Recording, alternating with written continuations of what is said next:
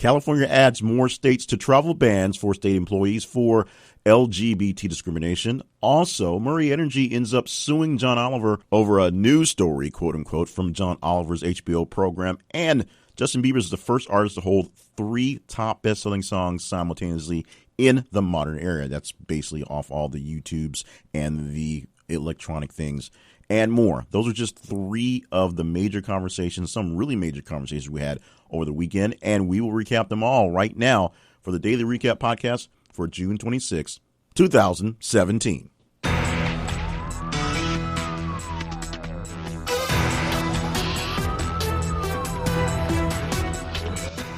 Welcome to the podcast. My name is Jay Cleveland Payne. I'm your host, the moderator, the man behind the curtain, if you will, for thisistheconversation.com, the website that offers up the best in conversations.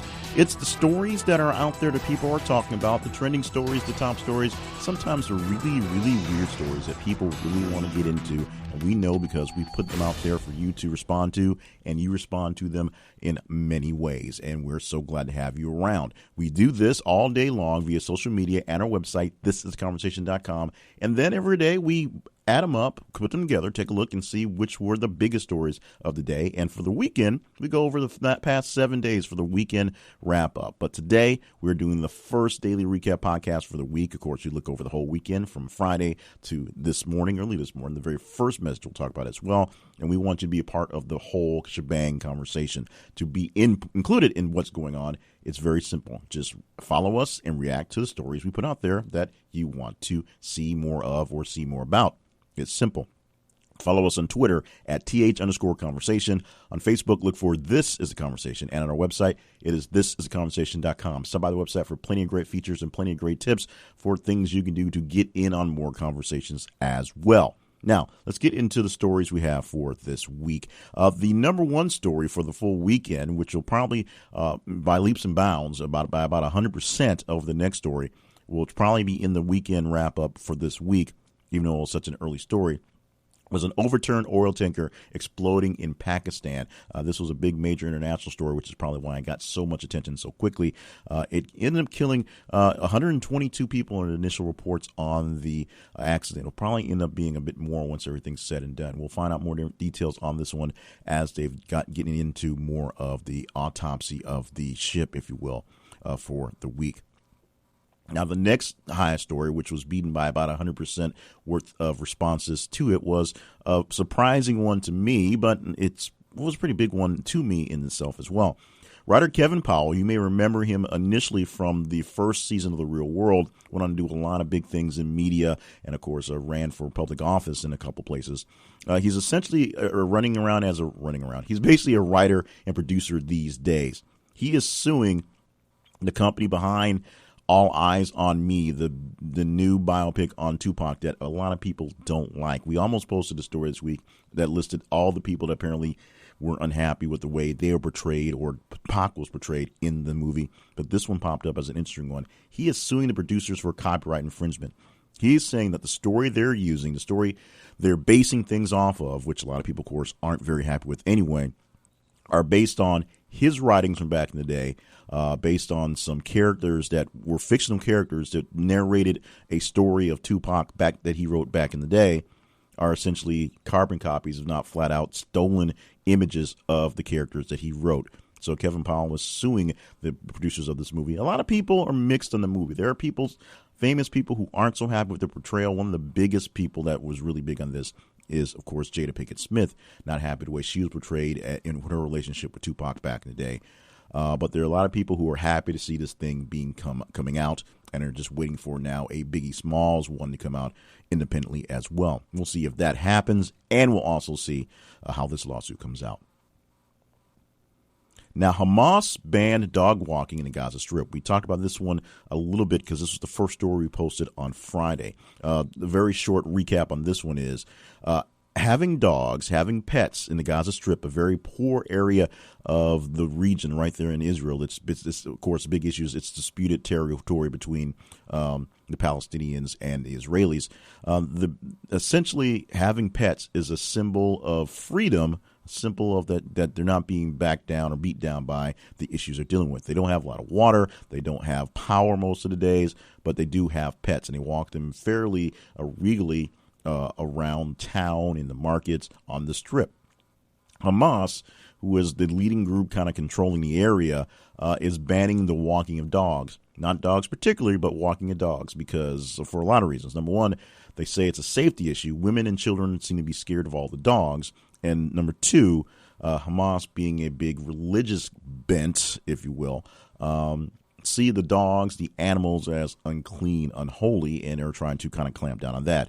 You can keep your dog, you can keep him in your yard, do whatever you want to. You just can't parade your dog up and down the Gaza Strip from this point on. Now, Prada is selling a money clip for $185, which is their right. The biggest issue and what the internet has a problem with is the money clip just looks like a big paper clip. And so essentially the headlines you see is Prada is selling a paper clip for $185, which the other punchline is after you pay $185 for the paper clip, you probably got no paper, i.e. cash, to put in the clip. You can check it out online as well. It just looks like literally a big paper clip. This is the story that I thought was sort of the funniest, although it ended in tragedy. A man was convicted last weekend when he stabbed another man because he said he looked like SpongeBob SquarePants. True story, literally true story. Two men were sitting out in a room at a house, hanging out, talking back and forth, when one guy said this told the guy he was ugly like SpongeBob SquarePants. That guy didn't like it, so he pulled out a knife and they had a little tussle. It was unclear whether he was stabbed or how bad he was stabbed or not, but essentially the two split off, went away. The guy with the knife, who looked like SpongeBob, drove off and threw the knife into a river. The other guy walked down to a public park, a kiddie park, and died there at the scene.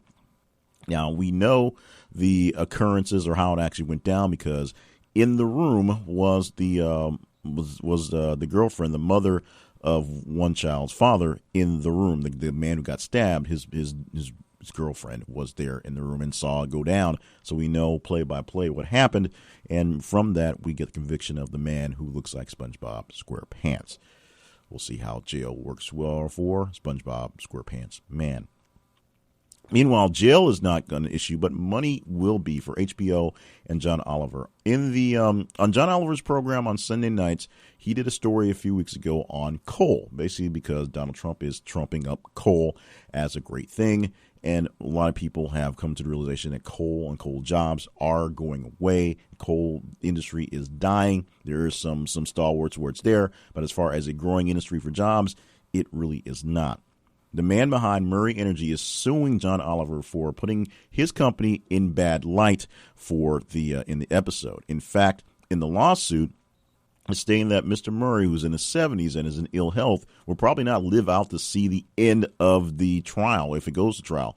So he's looking for a quick resolution, basically to clear his name of any wrongdoings for doing bad things for people in the coal mining industry, and trying to do it as quickly as possible, even if it is posthumously, even if it happens after his death.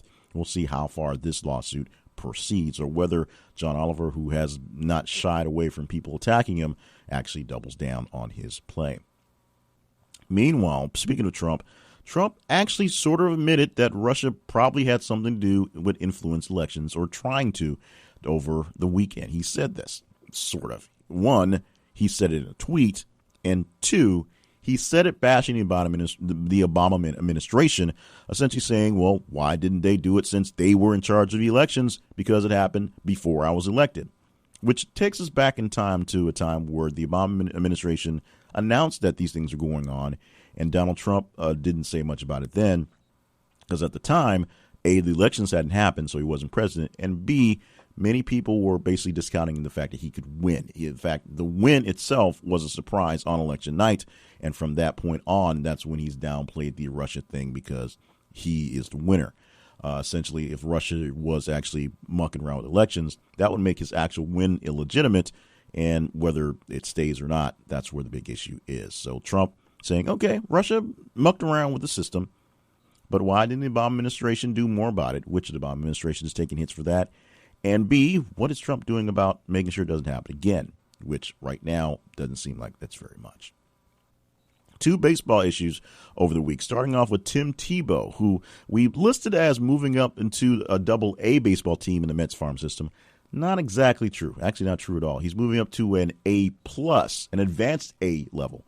So apparently baseball in some levels are so kind of, shady that originally you think about the single A, double A, triple A. Apparently there's an A between the double A and single A for people who really aren't quite that good but aren't quite as bad as the regular single A players. And that's kind of the thing. Many people who are scouting and watching Tim Tebow are saying he's not really all that great. He's manageable. He's out there. He's nowhere near good enough for a pro roster, or a major league roster, a big time roster. But the big thing is he sells a lot of tickets. The team he was on the path to a championship for the season. We'll see how well the team he's moving to will do beyond that. But right now, Tim Tebow, a fairly below average but serviceable player on the baseball field. Meanwhile, a very above average and right now more or less serviceable because of age, we go to Ichiro Suzuki, of course, now playing for the Miami Marlins. He is the oldest player to start a game in center field. He turned 43 fairly recently, and now he is still playing and starting. And so over the weekend, he became the oldest player to start in center field in Major League Baseball in history. So congratulations on Ichiro for keeping it going, playing all his times. And we're pretty sure, even though he had some split time in Japan, that once he actually does bow out of the game, he's going in the Hall of Fame fairly quickly. Tim Tebow, we're still waiting on that one. Now, California added a couple states to its travel ban. These new states are Texas, Alabama, South Dakota, and Kentucky.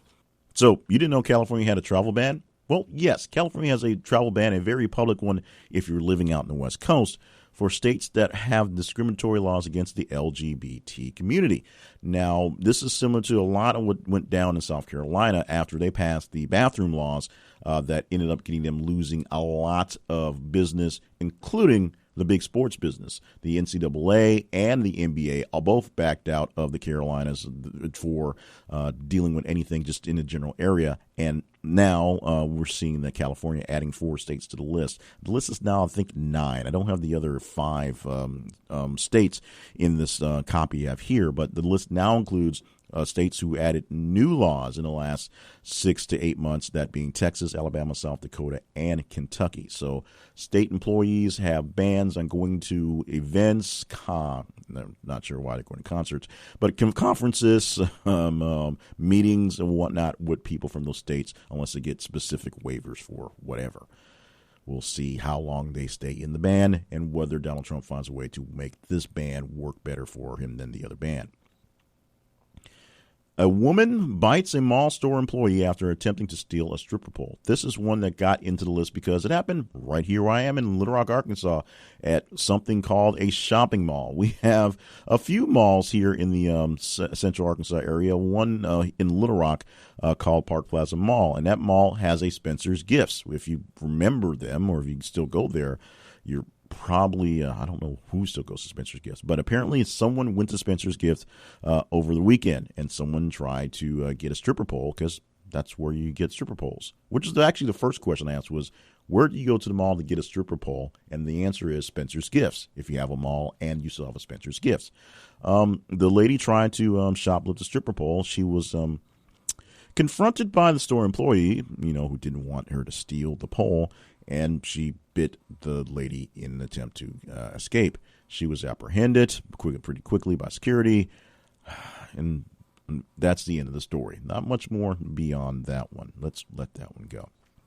And Justin Bieber is the first artist to hold 3 top best-selling songs simultaneously in this era of music. And it happens a lot because of the way music works these days. So the counting of music, the way things happen today is a little sketchy with YouTube and streaming and actual album sales, which people don't really buy albums, so I guess download sales.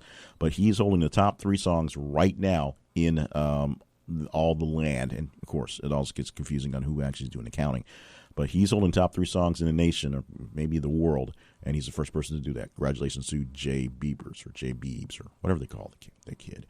And our very first story posted today is Hurricane Dora. Yes, and all the jokes are coming along with it.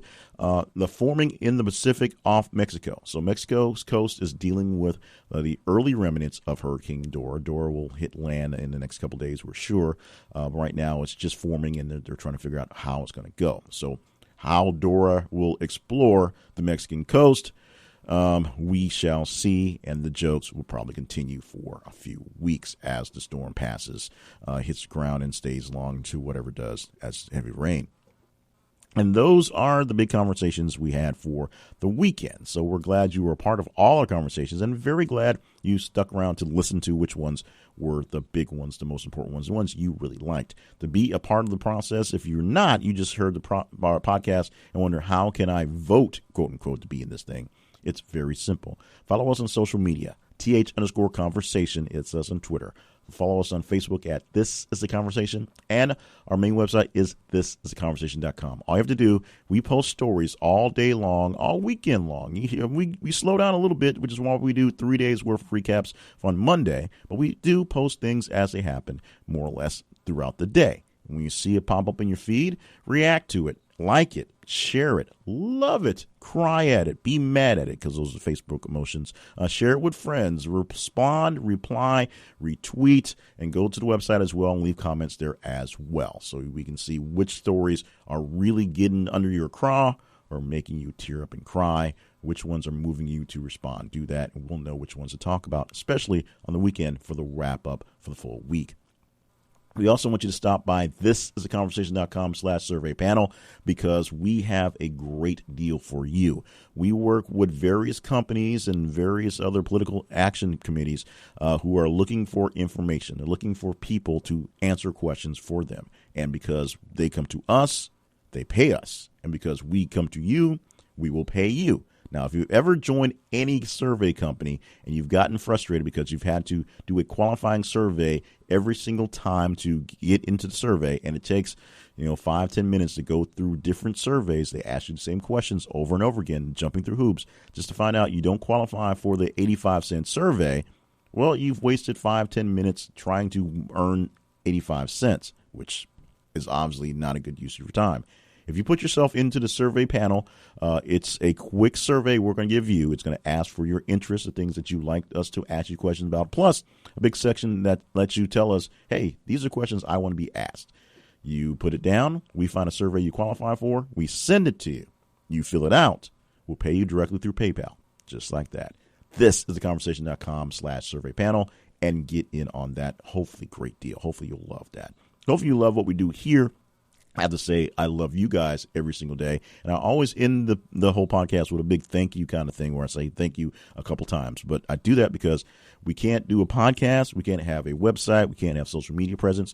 I'm wasting my time if it weren't for you out there listening and responding and doing all the great things you're doing. So thank you so much for being you, for just being conversational, just having opinions and knowing the things you like to talk about and see in the news and what people are chatting about, barbershops and water coolers. If you go to barbershops, I don't anymore, no hair, and water coolers, well, we have a water cooler.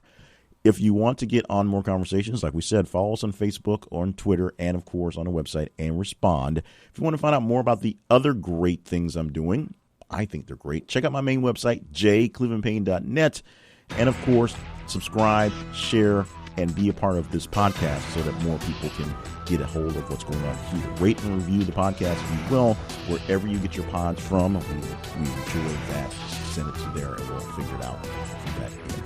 Thank you so much again for being a part of the whole shebang.